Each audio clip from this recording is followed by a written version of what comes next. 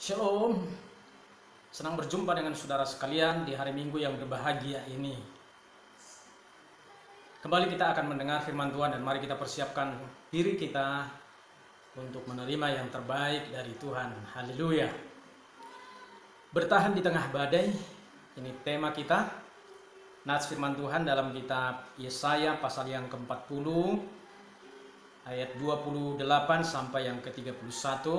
Saya akan membacakan dan mari kita menyimak baik-baik firman Tuhan ini. Demikian, tidakkah kau tahu dan tidakkah kau dengar? Tuhan ialah Allah kekal yang menciptakan bumi dari ujung ke ujung. Dia tidak menjadi lelah dan tidak menjadi lesu. Tak terduga pengertiannya. Dia memberi kekuatan kepada yang lelah dan menambah semangat kepada yang tiada berdaya. Orang-orang muda menjadi lelah dan lesu, dan teruna-teruna jatuh tersandung. Tetapi orang-orang yang menanti-nantikan Tuhan mendapat kekuatan baru. Mereka seumpama raja wali yang naik terbang dengan kekuatan sayapnya. Mereka berlari dan tidak menjadi lesu. Mereka berjalan dan tidak menjadi lelah. Puji Tuhan. Saudara-saudara, pandemi COVID-19 ini bagaikan badai yang tengah menerjang dunia saat ini. Terjangannya begitu dahsyat dan mematikan yang berimbas langsung terhadap semua lini dan semua aspek kehidupan manusia. Mari kita lihat, pemerintah di semua negara hari-hari ini dibuat kewalahan untuk menanggulangi penyebaran virus ini. Para dokter dan tenaga medis, mereka sedang berjibaku untuk menyelamatkan manusia yang sedang meregang nyawa. Saudara-saudara, dunia juga dalam ancaman resesi ekonomi. Dan orang sudah banyak memprediksikan ini. Perusahaan-perusahaan terpaksa tutup. Dan saudara, kalau perusahaan tutup, maka dipastikan ribuan bahkan jutaan karyawan akan dirumahkan. Saudara-saudara, kita juga mengalami dampak langsung dari situasi ini. Saudara, sekarang ini kebebasan kita seolah dibatasi, bahkan dipaksa untuk dibatasi. Orang-orang disuruh untuk tinggal di rumah, tidak boleh keluar, tidak boleh kemana-mana selain stay di rumah. Dan yang paling miris, yang sudah merancang untuk mengadakan pernikahan, tidak bisa melangsungkan pernikahan itu di saat sekarang ini. Orang-orang sudah membuat pertemuan-pertemuan, seminar-seminar, dan banyak hal lain yang serupa dengan itu. Sekarang tidak bisa melakukan itu. Saudara-saudara, situasinya sangat prihatinkan. Pertanyaannya, sampai berapa lama seperti ini? Sampai berapa lama badai ini akan berlangsung? Tidak ada yang tahu. Dan jika badai ini tidak segera berakhir, sudah dapat dipastikan akan mendatangkan problem baru, persoalan baru. Dan ini yang saya sebut virus baru akan menghinggapi orang-orang di masa sukar, di masa badai ini. Orang-orang akan merasa jenuh, orang-orang akan merasa takut, marah, stres, bahkan frustrasi. Jenuh karena di rumah sepanjang hari, sepanjang minggu, sepanjang bulan, stres. Manusia itu butuh ventilasi, butuh refreshing, butuh jalan-jalan, butuh ke mall, melihat-lihat, cuci mata, dan seterusnya. Sekarang berhenti, tidak bisa lagi. Takut karena situasi semakin mencekam, banyak korban yang berjatuhan. Kita lihat orang yang kena virus ini jumlahnya semakin naik. Ini membuat orang takut, saudara-saudara. Kemudian orang marah. Marah kenapa? Karena mendapatkan perlakuan yang tidak adil dalam situasi ini. Orang yang seharusnya mendapatkan bantuan justru diberikan kepada orang yang mampu. Ya, itu terjadi. Baru-baru ini ada tenaga medis yang meninggal oleh karena virus corona. Kemudian hendak dimakamkan di kampung halamannya dan ditolak. Saudara-saudara, keluarga marah. Padahal mereka tenaga medis yang seharusnya dibantu, ditolong. Karena mereka sudah berjuang di garda terdepan untuk menyelamatkan manusia. Tapi begitu ada yang mati baru-baru ini ditolak, keluarga marah dengan itu. Kemudian stres kenapa? Karena bisnis tidak bisa berjalan, pekerjaan terhenti, saudara-saudara, sehingga penghasilan tidak ada lagi. Sementara hidup berjalan terus. Dan kemudian frustrasi karena tidak ada jalan keluar dalam situasi ini dan tidak tahu sampai kapan situasi ini akan berlangsung. Saudara, ini adalah persoalan baru, ini adalah virus baru yang sedang menghinggapi semua orang. Nah, pertanyaan lagi buat kita, kalau orang tidak bertahan dalam badai ini, kalau pertahanan seseorang tidak ada dalam menghadapi badai ini, maka dipastikan mereka akan terhinggapi dengan virus-virus baru itu.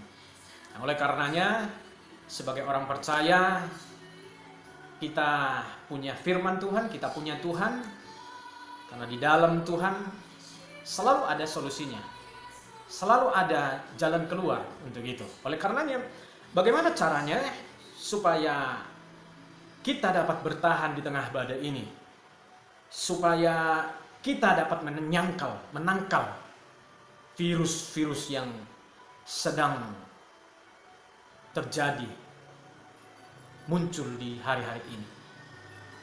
Yang pertama, miliki daya tahan. Yang saya maksud adalah daya tahan rohani. Kita harus aware, kita harus sadar bahwa manusia memiliki batas ketahanan. Karena memang manusia adalah makhluk yang terbatas. Memang ketahanan atau daya tahan antara orang yang satu dengan orang yang lain itu berbeda-beda. Tapi semua orang akan dihantam, diterjang oleh badai ini. Nah, untuk mengukur seberapa besar daya tahan seseorang, maka dia akan diuji. Dan ujian itu adalah badai itu sendiri. Ujian itu adalah persoalan itu sendiri, tantangan itu sendiri. COVID-19 ini menjadi ujian bagi setiap orang percaya. Apakah dia memiliki daya tahan atau tidak? Saudara sekalian, ada mungkin saat ini masih merasa tenang karena persediaan masih ada. Tapi apakah akan bertahan lama? Setelah persediaan mulai menipis, setelah persediaan sudah tidak ada, apakah kita masih merasa kita masih bisa tenang dalam situasi itu? Saudara mungkin punya iman yang kuat sekarang ini, namun apakah bertahan lama? Sama halnya seperti seorang pelari, dia bisa saja berlari dengan cepat di lintasan yang pendek. Tapi apakah dia bisa bertahan berlari di lintasan yang panjang? Saya ulangi sekali lagi, seorang pelari bisa saja berlari dengan cepat di lintasan yang pendek, tapi belum tentu dia bisa bertahan berlari di lintasan yang panjang. Nah, sama. Orang mungkin merasa kuat imannya, tapi pertanyaannya, apakah itu bisa bertahan lama? Ini yang saya sebut tadi, daya tahan rohani harus ada. Hari-hari ini kita sedang berada di lintasan yang panjang itu. Kita tidak tahu hingga sampai berapa lama pandemi COVID-19 ini berlangsung. Ingat, kita manusia yang terbatas. Daya tahan kita terbatas. Kita akan lemah, kita akan lelah. Semangat kita akan turun. Dan daya tahan dan kekuatan kita akan habis. Oleh karenanya, kita butuh suplai kekuatan baru yang dari Tuhan. Haleluya. Dan itulah yang memberikan daya tahan baru lagi di dalam kita menghadapi badai kehidupan ini, badai virus corona yang sedang berlangsung hari-hari ini. ayat 29 dan 31 berkata, Dia memberi kekuatan kepada yang lelah.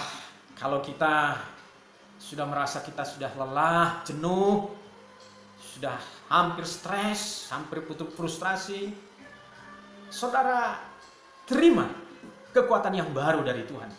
Karena Dia pemberi kekuatan kepada yang lelah. Dan Dia akan menambahkan semangat kepada yang tiada berdaya. Ayat 31, orang-orang yang menanti-nantikan Tuhan mendapatkan kekuatan baru. Jadi saudara-saudara, orang-orang yang menanti-nantikan Tuhan, baca firman Tuhan, banyak berdoa, tetap beribadah, ini adalah upaya-upaya untuk memperkuat daya tahan rohani kita, supaya kuat menanggung beban hidup hari-hari ini, supaya kita bisa bertahan di tengah badai yang sedang berlangsung hari ini. Kalau kita memiliki daya tahan yang baru dari Tuhan, nah ini akan menjadi persediaan kita yang akan menopang kehidupan kita sampai badai ini berlangsung. Kita tetap kuat, kita keluar sebagai pemenang. Yang kedua, miliki pengharapan. Pengharapan adalah penantian terhadap hal-hal yang baik yang akan terjadi nanti di kemudian hari dalam kehidupan kita. Sekalipun saat ini kita sedang menghadapi badai, pahami, ingat, badai ini tidak akan selamanya demikian. Badai ini tidak akan berlangsung untuk selamanya. Badai ini pasti berakhir. Nah, oleh karenanya pahami dan lihat di ujung badai itu ada hal-hal yang baik yang Tuhan sediakan buat kita.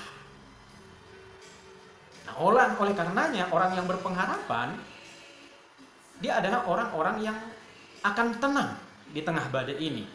Dalam Ibrani 6 ayat 19 dikatakan, pengharapan adalah saung yang kuat yang memberi aman bagi jiwa kita.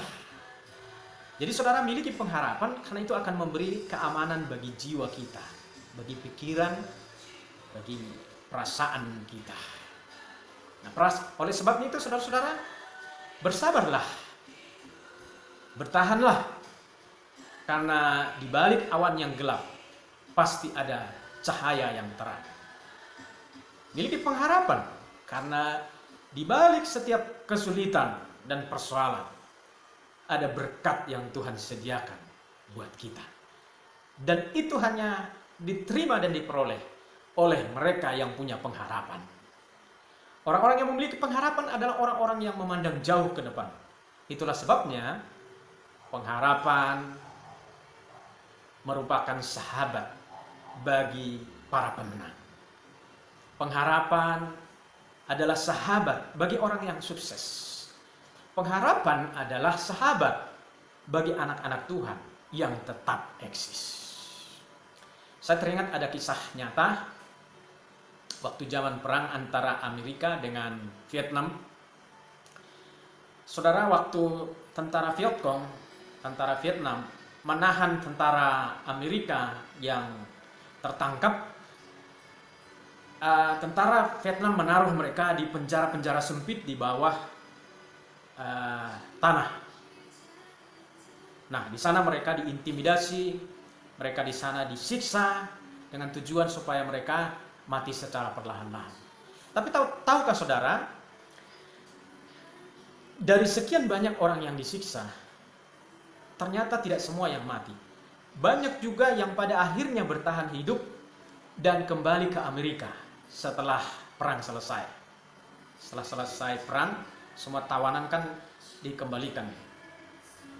Nah, pertanyaannya mengapa? Rupanya karena orang-orang yang bertahan, yang pulang itu adalah orang-orang yang punya pengharapan. Mereka melihat jauh ke depan. Sekalipun mereka ditahan saat itu, disiksa, tetapi pikiran mereka melihat jauh ke depan. Mereka memikirkan keluarga, istri, anak-anak mereka. Mereka berkata, saya tidak boleh mati. Saya harus bertemu dengan istri dan anak-anak saya. Nah, inilah yang membuat mereka tahan dalam siksaan itu.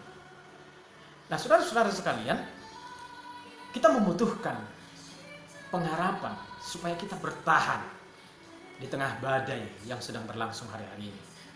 Mari kita miliki itu, saudara-saudara.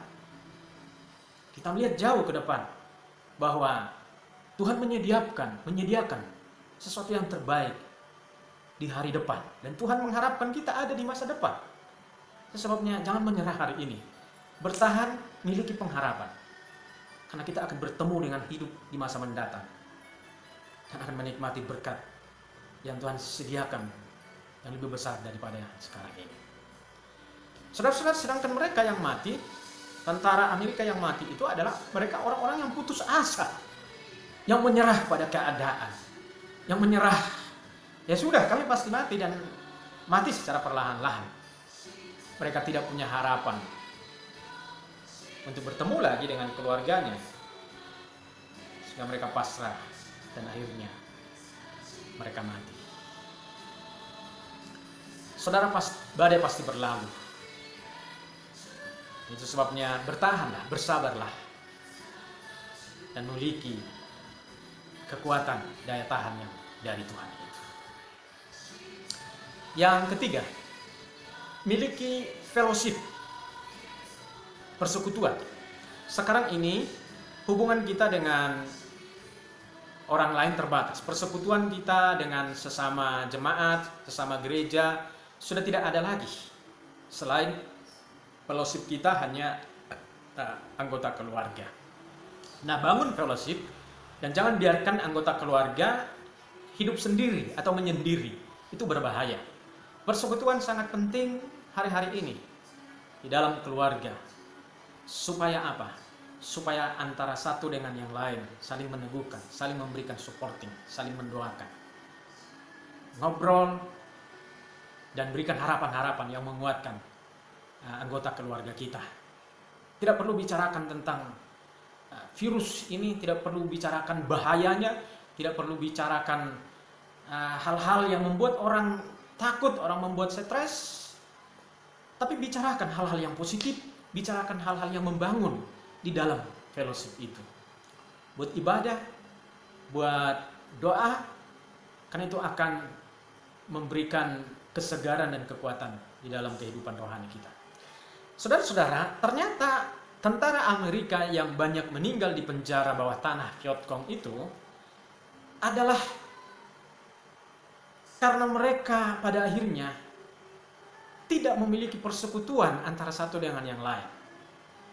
Saudara, awalnya tentara Vietcong menempatkan 5-7 orang dalam satu penjara. Nah, tahukah saudara, di penjara itu, nah itu mereka saling menguatkan, saling memberi supporting satu dengan yang lain, memberi harapan-harapan, akan bertemu keluarga dan seterusnya, akan kembali ke negara dan seterusnya. Nah itu. Dan tentara Vietcong merasa kewalahan dan mereka bingung. Kenapa orang ini masih bertahan hidup? Lalu mereka punya ide, kemudian memisahkan dan menarik satu orang satu penjara, satu orang satu penjara. Dan betul. Dan di penjara itu banyak yang mati. Kenapa? Karena ternyata sudah tidak ada lagi persekutuan antara satu dengan yang lain. Sudah tidak ada lagi suara. Sudah tidak ada lagi nyanyian. Mereka sendiri. Dan akhirnya mereka lemah, mentalitas mereka runtuh. Dan itulah yang membuat mereka perlahan-lahan mati. Maksud saya adalah fellowship, persekutuan itu sangat penting bagi setiap kita di hari-hari ini. Oleh karenanya bangun persekutuan di antara anggota keluarga. Ngobrol, saling menguatkan, tetap ibadah di hari Minggu. Karena itu akan membuat kita kuat di tengah-tengah badai ini. Bangun persekutuan dengan Tuhan. Karena itu akan menambah semangat kekuatan kita. Saudara, yakinilah dan hidupilah 3 poin yang saya sampaikan ini memiliki daya tahan rohani, memiliki pengharapan dalam Kristus, dan memiliki fellowship antara sesama keluarga, fellowship dengan Tuhan. Niscaya kita akan beroleh kekuatan dan bertahan di tengah badai yang sedang terjadi ini. Percaya bahwa Tuhan akan membawa kita, akan menjadi pemenang melewati badai ini. Badai pasti berlalu dan kita akan keluar sebagai pemenang bersama dengan Tuhan. Amin. Mari kita berdoa, kami bersyukur ya Tuhan buat firman-Mu. Biarlah firman Tuhan ini meneguhkan, memberi kekuatan baru bagi setiap pendengar. Tuhan, Engkaulah harapan kami satu-satunya hari-hari ini. Tidak ada yang lain yang mampu menolong kami. Sebabnya berkati Tuhan setiap kami dan beri kami perlindungan. Bungkus kami dengan kuasa darah-Mu. Sebab di dalam Engkau kami aman dan kami akan selamat. Berkat Tuhan turun atas setiap kami. Berkat damai dan sejahtera dari Allah Bapa, kasih karunia dan rahmat Tuhan Yesus Kristus, persekutuan, penghiburan, kekuatan Roh Kudus menyertai kami hari ini sampai Maranatha. Tuhan Yesus menjemput setiap kami yang percaya. Haleluya, haleluya, amin.